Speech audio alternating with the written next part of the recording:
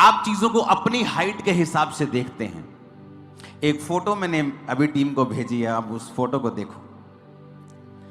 ये देखो, एक जिराफ खड़ा है और नीचे 3 कछुए चल रहे हैं। अब कछुए का जो आई लेवल है, कछुआ जो देख सकता है वो तो अपनी आंखों के सामने ही देख सकता है। और इस फोटो को जूम करना, ये पहला कछुआ कह रहा है देयर इज नथिंग हियर, कहता कुछ नहीं है यहां पे। दूसरा कछुआ क्या कह रहा है, कहता इट इज बैरन, कहता ये बांझ है भूमि, कोई हरी चीज नहीं है। तीसरा कछुआ कह रहा है, कहता तुम कुछ नहीं यहां पे पाने वाले हो। और जिराफ क्या देख रहा है, ऊपर पत्ते ही पत्ते हैं। कहता जब तुम एक जिराफ हो और कछुए लोग तुम्हें क्रिटिसाइज करें तो उनका गुस्सा कभी नहीं करना चाहिए, क्योंकि वो अपने लेवल के हिसाब से देख रहे हैं, तुम्हारे लेवल के हिसाब से नहीं। हालेलुया। तो अगर कोई अलीशा को जाके कहे अरे यार तेरे को तो प्रार्थना करनी चाहिए, तेरे अंदर तो पवित्र आत्मा है, तो अलीशा को भी परमेश्वर का आत्मा ही वो कह रहा है। और जो सलाह देने वाले वो काम नहीं कर सकते जो ये क्लेम करते हैं कि उनके अंदर आत्मा है, क्योंकि पवित्र आत्मा किसी का बंधा हुआ नहीं है। इस फोटो को ध्यान से देखो। अब पहला कछुआ कह रहा है कुछ नहीं है, कहता देयर इज नथिंग हियर। और दूसरा कह रहा है ये बांझ है, भूमि बांझ है, यहां कुछ नहीं है, खाली है सब कुछ। तीसरा कह रहा है, कहता तुम यहां कुछ नहीं मिलने वाला है, कहता। और जिराफ कह रहा है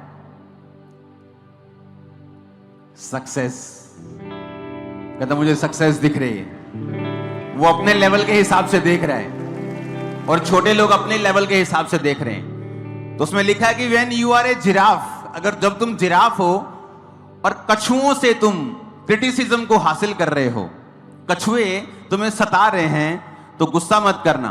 वो अपने लेवल के हिसाब से बात कर रहे हैं, तुम अपने लेवल के हिसाब से बात कर रहे हो, बहुत फर्क है। हालेलुया।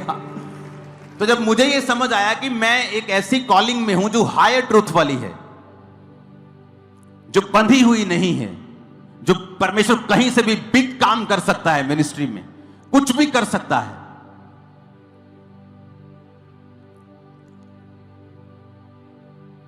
तो रिजल्ट आने स्टार्ट हुए और ऐसे रिजल्ट आए जो हमें भी शॉक कर देते हैं, कई बार हमें भी सरप्राइज कर देते हैं कई बार।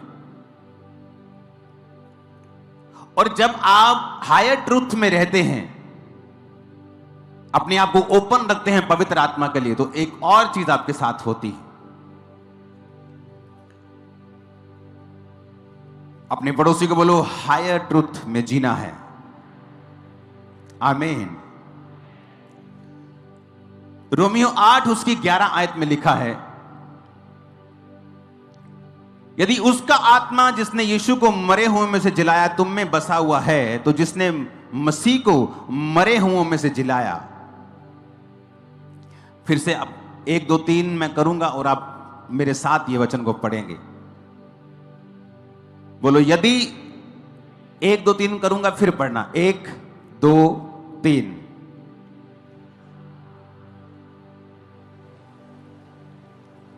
यदि तुम में बसा हुआ है तो जिसने मसीह को मुर्दों में से जिलाया, वह तुम्हारी नश्वर देहों को भी अपनी आत्मा के द्वारा जो तुम में बसा हुआ है जिलाएगा।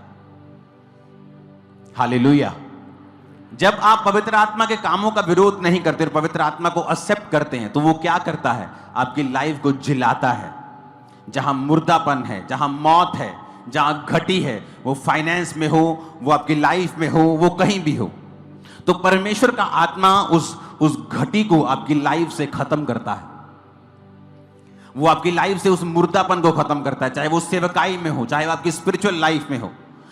तो पवित्र आत्मा के प्रति ओपन रहना, वचन को पढ़ना, अपने माइंड को बड़ा करना, अपनी कैपेसिटी को बढ़ाना, ये आप लोगों के लिए जरूरी है।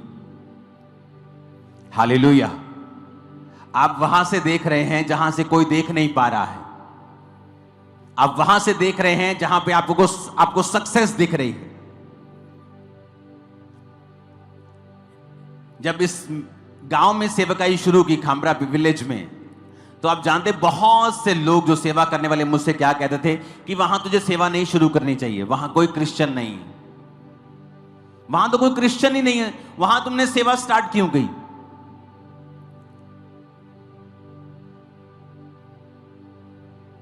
मेरे पहले 2 घर जहां मैं परमेश्वर का प्रचार करने के लिए गया इस मिनिस्ट्री में स्टार्ट करने के बाद, तो परमेश्वर मुझे रास्ता बताया कि बाइक उठा और सामने के गांव में जा। मैं खामरा से निकला, गया, एक उधर सामने गांव है, उस परमेश्वर ने कहा उस गांव में जा। गांव में गया, एक गली के बाहर परमेश्वर ने कहा यहां अपना बाइक रोक। मैंने बाइक रोका, परमेश्वर ने कहा पूछ यहां कौन क्रिश्चियन है। आप इमेजिन करो, जिस गली के बाहर मैं रुका और मैंने आदमी से पूछा यहां कौन क्रिश्चियन है, कहता पूरे गांव में एक ही क्रिश्चियन घर है, जिस घर के सामने आप रुके हो यही क्रिश्चियन है बस, और कोई क्रिश्चियन नहीं। मैं बड़ा हैरान हुआ, क्योंकि आप कई बार आप जब विश्वासी से आप सेवा करने लगते हैं ना, तो आपको इतना कॉन्फिडेंस नहीं होता, तो आप भी हैरान होते कि यार परमेश्वर मुझसे बात कर रहा है, परमेश्वर मेरी लाइफ में काम कर रहा है, तो आप खुद भी बड़ा हैरान होते हो। तो उस घर में मैं गया, मैंने जय मसीह बुलाया, तो मैंने उनसे बात दी कि मैंने यहाँ पे सेवा को शुरू करना है, परमेश्वर ने मुझे यहाँ भेजा है। तो उसकी बेटी को बेबी नहीं था, बहुत साल हो गए थे मैरिज को। उसने मेरी बातों को ज़्यादा सीरियसली नहीं लिया, वो औरत धर्मी थी, लेकिन आप जानते हैं कि उस समय मेरी उम्र सिर्फ शायद 20-21 साल की रही होगी, तो मैं बिल्कुल यंग था। तो जब मैं उस घर में गया, उन्होंने ज़्यादा सीरियस नहीं लिया, हाँ, लेकिन मेरा वचन उन्होंने सुना, मेरी बातें सुनी और मुझसे कहा ठीक है इस बेटी के लिए प्रार्थना कर दो। और जब उसके लिए प्रेयर हुई, वो चर्च में नहीं आए, अभी मेरे जाने के बाद भी नहीं आए, प्रेयर मैंने कर दी। और जब मुझे 6 महीने बाद वो एक दिन चर्च में आए, शायद साल बाद, तो बताया कि आपके प्रेयर करने के 3 मंथ के बाद मेरी बेटी प्रेग्नेंट थी और पहली बार प्रेग्नेंट हुई और उसके बेबी हुआ। मुझे मालूम नहीं था। दूसरा घर परमेश्वर ने मुझे दिया, परमेश्वर ने फिर मुझे कहा बाइक स्टार्ट करो, चला जा। और एक गली के बाहर, वहां बहुत सी गलियां हैं, यहाँ पास ही वो एरिया है, बहुत सी गलियां हैं, 1 2 3 4 5। तो एक स्पेशल गली के बाहर परमेश्वर ने मुझे रोक दिया और परमेश्वर ने कहा कि यहां से पूछ कौन क्रिश्चियन है। कहते एक ही क्रिश्चियन है जहां आप रुके हो और जिस घर में लाइट जल रही, यहां एक ही क्रिश्चियन है, चले जाओ। और जैसे मैं उस घर में गया, शायद वो मुझे जानते थे पहले से ही, शायद मुझे करीब किसी बड़ी मीटिंग में, जो बड़ी मीटिंग जलंधर में होती थी, वहां मैं स्टेज पे कई बार हुआ करता था, तो शायद वो मुझे जानते थे। जैसे ही मैं अंदर गया, उन्होंने कहा जय मसीह की जी, तो मैं खुश हो गया, चलो कोई तो मुझे जानता है, 1-2 ही चाहे हो। तो मैंने उनसे बात की, परमेश्वर का वचन दिया। वो भी चर्च नहीं आए, लेकिन धीरे धीरे ये सब लोग चर्च आने लगे, खामरा में चर्च बढ़ने लगी। पहले 7 साल में मैंने 8 चर्चेस बदली। पहले 7 साल के अंदर ये पंजाब की सबसे बड़ी कलीसिया बन चुकी थी। 7 साल के अंदर अंदर पंजाब की सबसे बड़ी कलीसिया बन चुकी थी। 5 एकड़ में एक पंडाल लगता था, 3 एकड़ में एक पंडाल लगता था और रोड्स के ऊपर अलग पंडाल लगते थे। 4 ओवरफ्लो लगते थे, क्योंकि ब्रांचेस नहीं थी, सब लोग यहीं पे आते थे।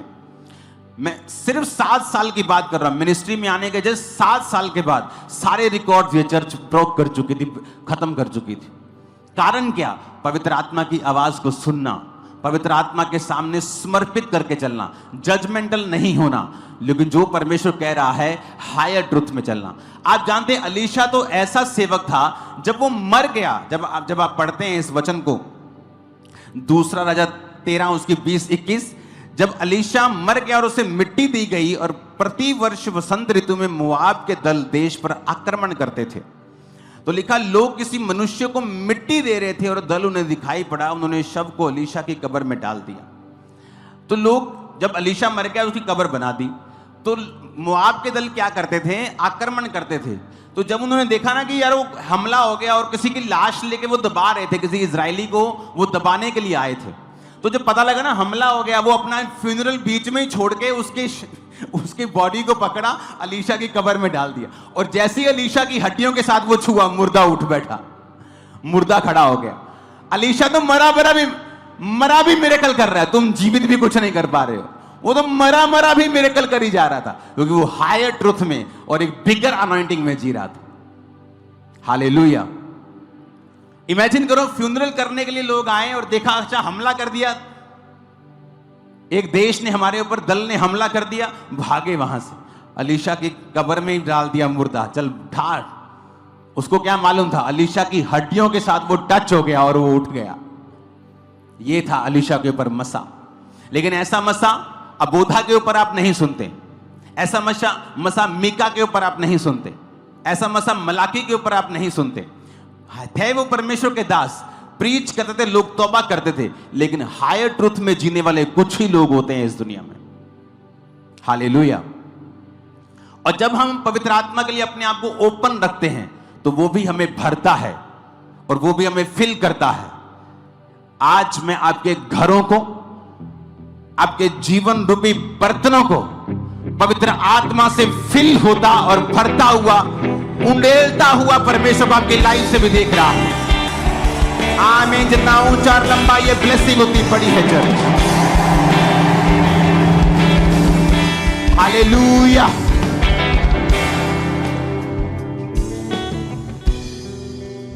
तो इस तरह से परमेश्वर ने मुझे इस्तेमाल करना शुरू किया, क्योंकि पवित्र आत्मा को, उसकी आवाज को मैंने ध्यान से सुना, उसे कभी रेजिस्ट नहीं किया, ऐसी डॉक्ट्रिन से हमेशा दूर रहा जो विवाद पैदा करती है। अपने काम पर ध्यान दिया, अपनी प्रेयर लाइफ पे ध्यान दिया। मैं क्या कर रहा हूं, मुझे अपने पे ध्यान होना चाहिए। मुझे परमेश्वर कहां लेके जाना चाहता है, मुझे आगे क्या करना है, हमें अपने पे ध्यान देना चाहिए। वो शैतान होता है ना, उसकी एक आदत है, आप उसे 100 जूतियां मारो, माफी मांगकर भाग जाएगा और 3 दिन बाद फिर आ जाएगा मार खाने के लिए। यह शैतान की आदत है। उसे थोड़े थोड़े दिनों के बाद जूतियां चाहिए, तो उसके लिए जूतियां हमेशा तैयार रखा करो। जैसे ही आए वचन से जूती लगाओ और भगा दो। हालेलुया। बाइबल कहती है, आप हीलिंग के विषय में भी देखेंगे ना, आपको कोई हीलिंग होती, शैतान उसी बीमारी को वापस करने की कोशिश करते हैं। आप कभी जो हीलिंग से गुजरते हैं, आप उनको पूछ के देखना। जिनको बेबी मिलता है वर्ड के द्वारा, आप देखना उन बहुतों की टेस्टिमनी होती है कि डिलीवरी से पहले भी शैतान ने इसे खत्म करने की कोशिश की। मेरा 8 मंथ में पानी खत्म हो गया पेट में, कोई बोलेगा 8 मंथ में दर्द शुरू हो गई, कोई कुछ बोलेगा, कोई ब्लीडिंग बोलेगा, कोई कुछ कहेगा। आप देखना, क्योंकि शैतान हमेशा आपके सामने फिर आता है, क्योंकि वो ढीठ प्राणी है और उसको हमेशा वही लोग हरा पाएंगे जो वचन के पक्के हैं। ऊंची आवाज में बोलो हालेलुया।